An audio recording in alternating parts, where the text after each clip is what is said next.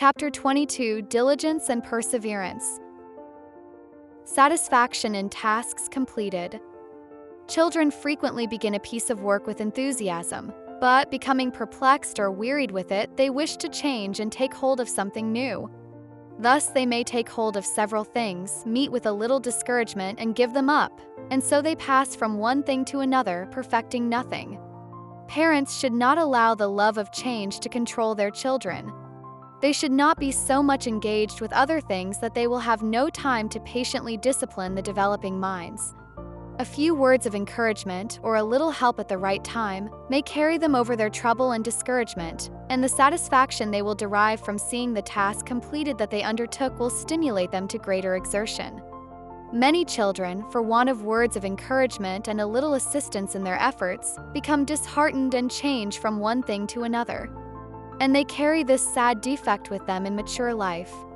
They fail to make a success of anything they engage in, for they have not been taught to persevere under discouraging circumstances. Thus, the entire lifetime of many proves a failure because they did not have correct discipline when young. The education received in childhood and youth affects their entire business career in mature life, and their religious experience bears a corresponding stamp. Habits of indolence are carried into later life. Children who have been petted and waited upon always expect it, and if their expectations are not met, they are disappointed and discouraged. This same disposition will be seen through their whole lives. They will be helpless, leaning upon others for aid, expecting others to favor them and yield to them. And if they are opposed, even after they have grown to manhood and womanhood, they think themselves abused, and thus they worry their way through the world, hardly able to bear their own weight, often murmuring and fretting because everything does not suit them.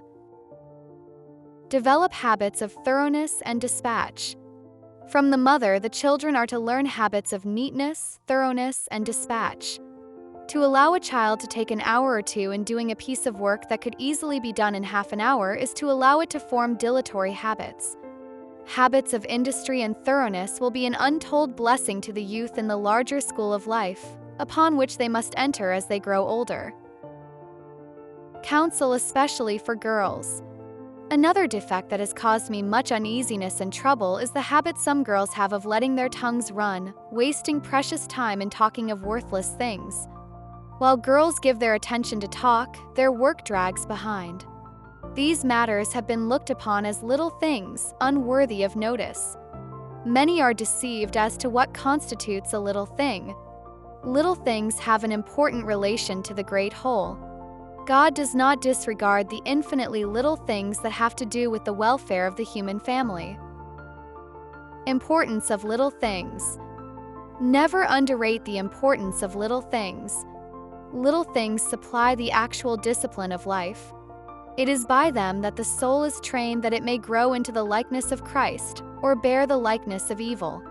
God help us to cultivate habits of thought, word, look, and action that will testify to all about us that we have been with Jesus and learned of Him.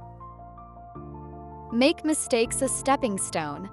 Let the child and the youth be taught that every mistake, every fault, every difficulty conquered becomes a stepping stone to better and higher things. It is through such experiences that all who have ever made life worth the living have achieved success.